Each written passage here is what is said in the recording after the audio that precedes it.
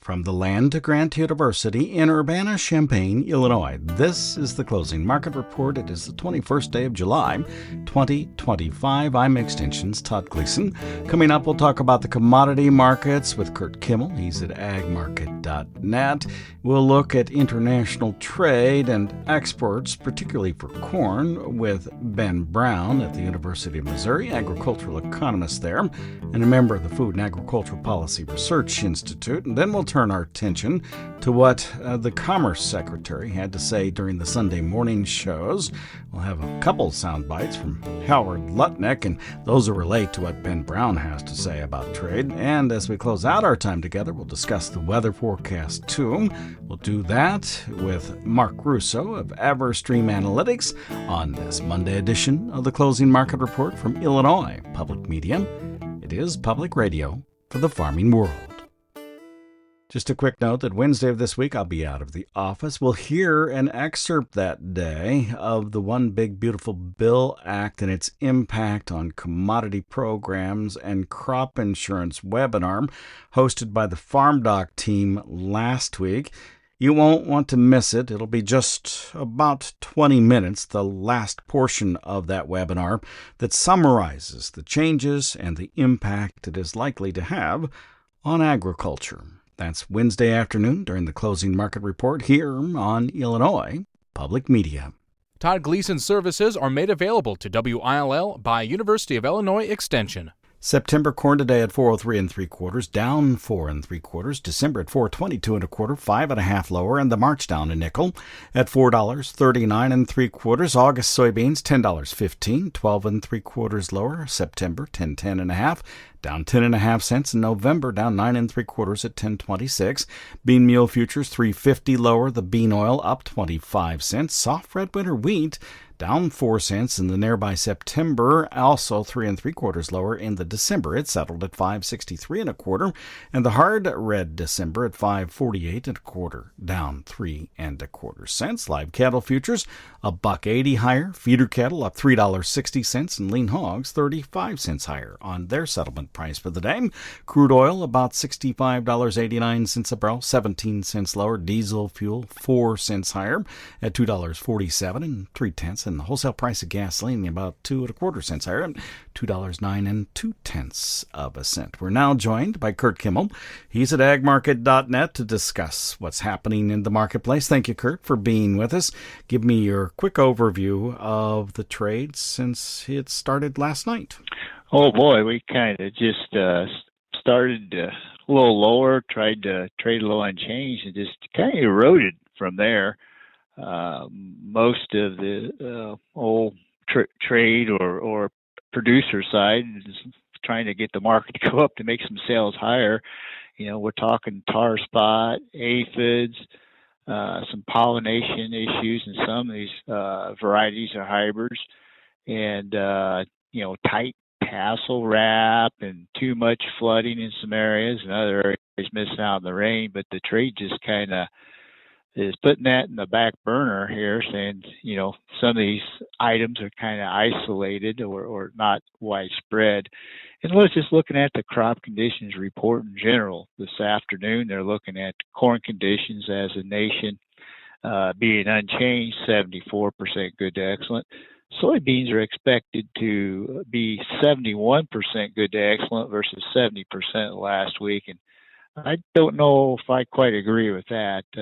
Beans don't like wet feet, and there's some areas where it's starting to show with too much rain, and particularly on the southern third of Illinois and through here, there were some areas, spots that recorded up to 7 inches of rain here over the weekend. So that's kind of the last thing they needed to see there. So we'll see what the crop conditions report shows here this afternoon, and kind of what areas are still hanging in there and what areas are struggling, Todd. You missed one new item that may impact the marketplace. That's southern rust of corn. You can read more about that on our website at willag.org. Do you think today was simply some profit taking after last week's moves higher? Well, a lot of that strength was due to the heat coming in this week.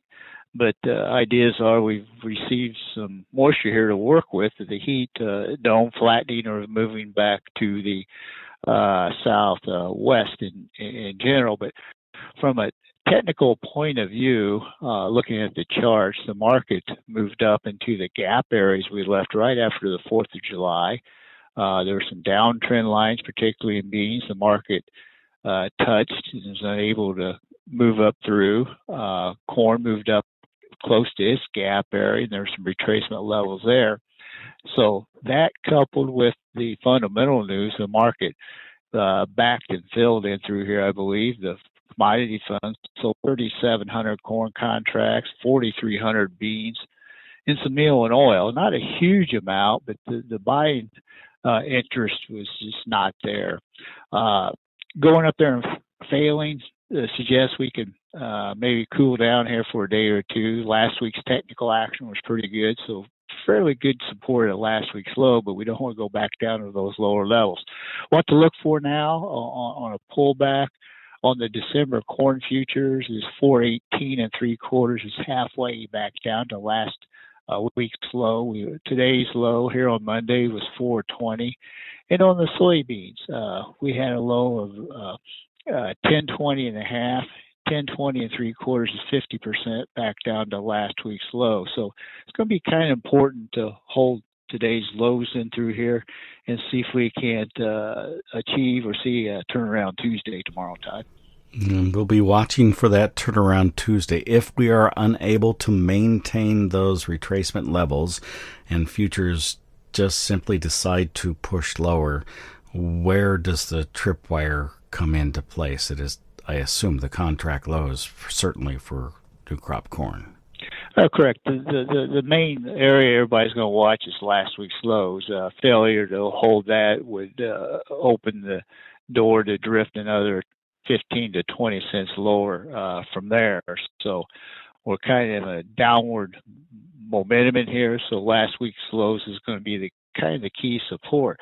But when you go back in history, and not saying we're going to turn around and go sharply higher from here, oftentimes we see some seasonal lows occur here in late August, 1st of September. Now that's a ways away yet, so the market could still, be kind of in a struggle mode here for a while.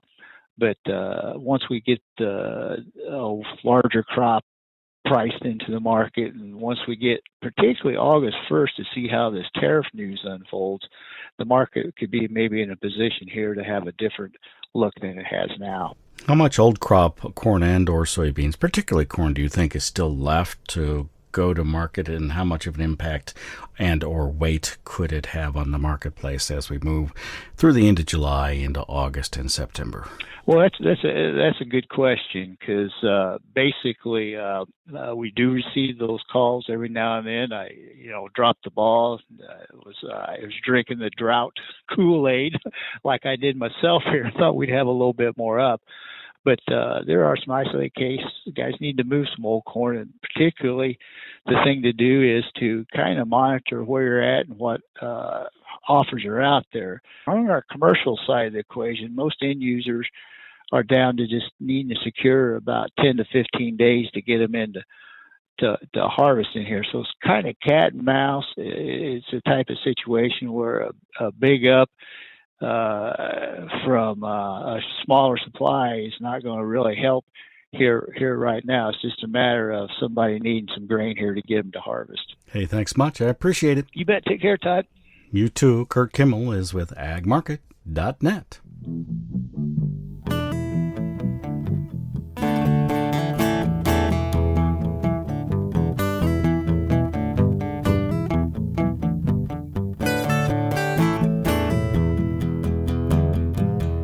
I'm University of Illinois Extension's Todd Gleason. Ben Brown is now here, agricultural economist with Extension and the Food and Agricultural Policy Research Institute at the University of Missouri in Columbia. Thank you for taking some time with us.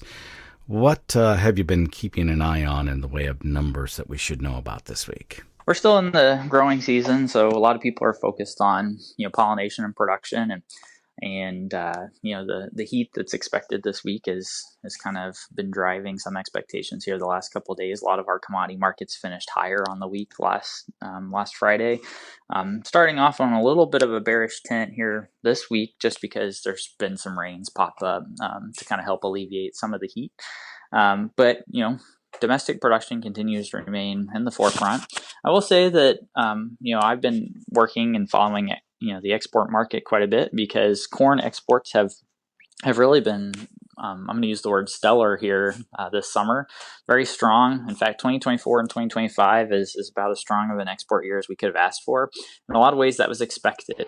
Last fall, especially in like October and September, when Mexico was buying a lot of corn from the United States, I was asked, like, is this just them trying to jump the market to get ahead of any potential tariffs? And my response then, and remains the same now, is they need corn. It was very dry in Mexico. They needed corn. And the U.S. is just such a dominant market into the Mexican, or we're a dominant supplier into the Mexican market because of our geographical proximity and the way we built our infrastructure and rail. And so corn exports have just remained relatively strong, driven largely by Mexico and a lot of our other prime buyers, so Japan, Colombia, Korea. All of those have been extremely strong. And so I found interesting that for the month of June, we had a stellar export program, both in terms of sales and then even inspections, and the market just kept drifting lower as the prospects of a domestic crop continued to increase. However, the demand was really strong. Now we're kind of entering into a period of July where our export inspections are starting to really slow down on corn, and yet the market's trying to move a little higher. So it just emphasizes those domestic expectations really move the market, even though we have, or at least to this point, we've had relatively strong underlying demand. So that's on the corn market. I will say on the soybean market, I continue to look for signs that China comes in and buys soybeans. That's been the I guess focus here the last couple of weeks, because it was about this time last year that they started buying. And of course, then they ended up having a pretty robust export window for U.S. soybeans. But certainly we'd like to see them come in and make some purchases of U.S. soybeans here in the next couple of weeks. And then on the wheat side, soft red winter wheat export inspections this week were very strong. We don't talk a lot about soft red winter wheat because there's not as many growers anymore. But for our soft red winter wheat market, at least according to my estimates, this was our second largest weekly volume of any week of the calendar year over the last 5 years. The largest volume coming, last year in late July, early August. So a very strong week of soft red winter wheat exports. We have the soft red winter wheat. It looks like it's going to be, really a nice sized U.S. winter wheat crop again. So that's going to continue to lead to strong exports, just because we have the volume and product to ship. On August 1st, the tariff regime that the president expects to put in place should go into place. Actually, the Commerce Secretary yesterday on the Sunday morning shows, Howard Lutnick, said yes, it will go into place. He also made sure that we understood that 10% was a rate that will simply be in place across everything that comes into the United States, regardless of the deals that are struck. It's just that nations which have higher gaps may have higher rates.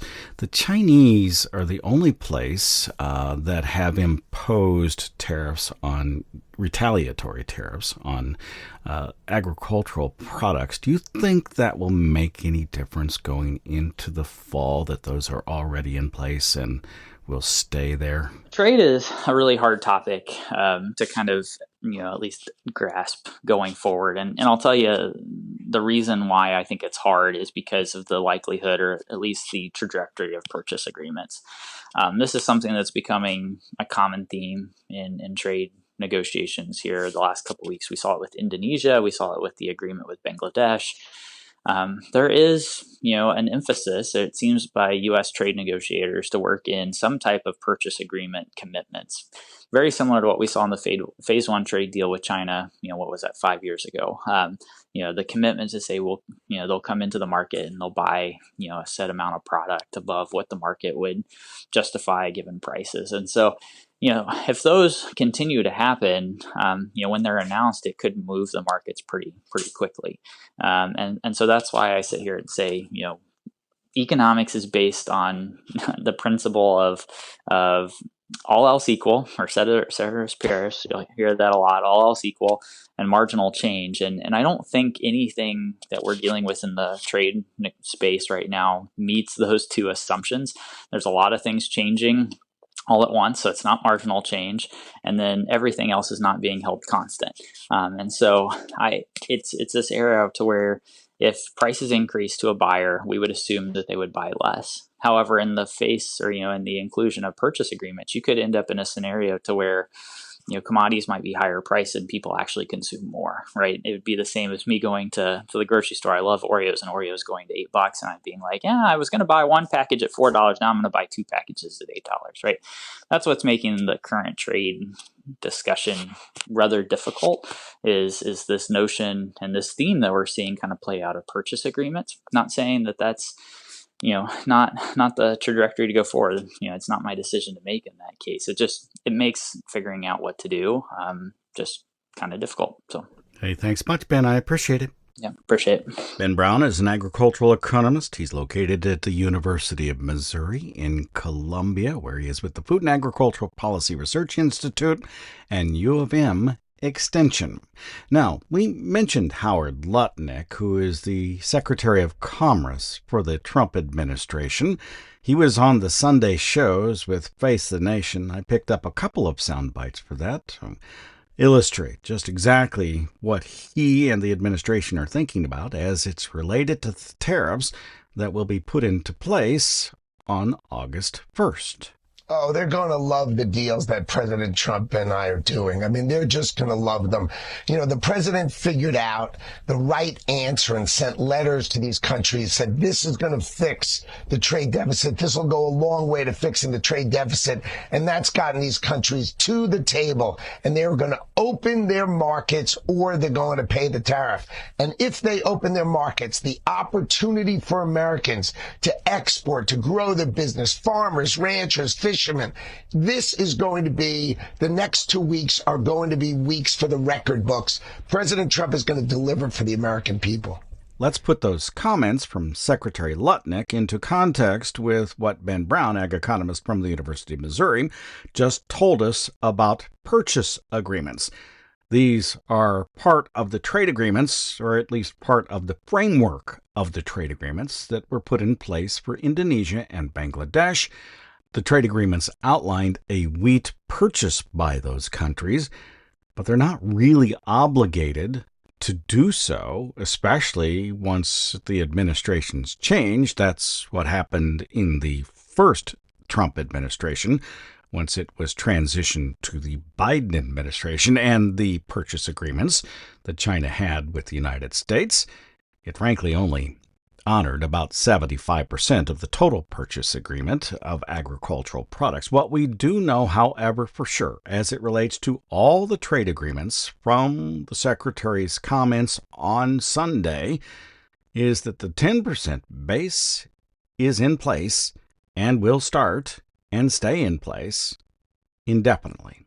10% is definitely going to stay. Many countries will pay higher, like Vietnam and Indonesia, right? They're 19 and 20%. Most countries will pay higher. The small countries are likely to be 10%, but the bigger countries are likely to pay higher. That's just the way it's going to be because we can't have these $1 trillion trade deficit. It's just wrong for America, and Donald Trump is going to fix it. If the fix includes a higher tariff rate, it is very likely there will be a higher reciprocal tariff on products imported into those nations from the United States.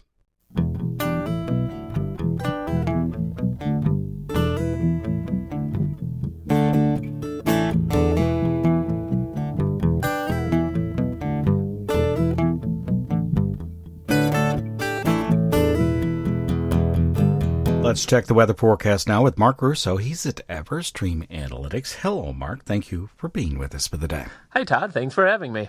Let's start with the heat that is moving into the Midwest. A relatively cool and gray day here. A little humid out, but Not terrible, though things are supposed to get a lot warmer. Can you give me some instructions on what that might look like? Well, Todd, yeah, as we go through this week, we are going to see some heat briefly build into the Midwest, especially the middle portion of this week, with high temperatures climbing into the low to mid 90s. The far southwest part of the Midwest will have even hotter temperatures.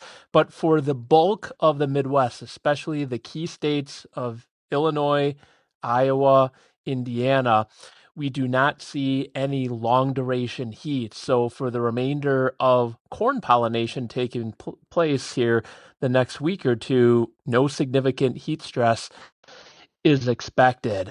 For those areas of the far southwest, really centered in it's more so the plains, but Kansas into portions of southern Nebraska and even into Missouri, there will be some heat there. So for any late pollinating corn, those crop areas will be stressed here the next couple of weeks. Largely, will there be rainfall attached to this heat, or will it remain out of the picture? Yes, it does look like there will be continued opportunities for rain, again, especially across the heart of the belt.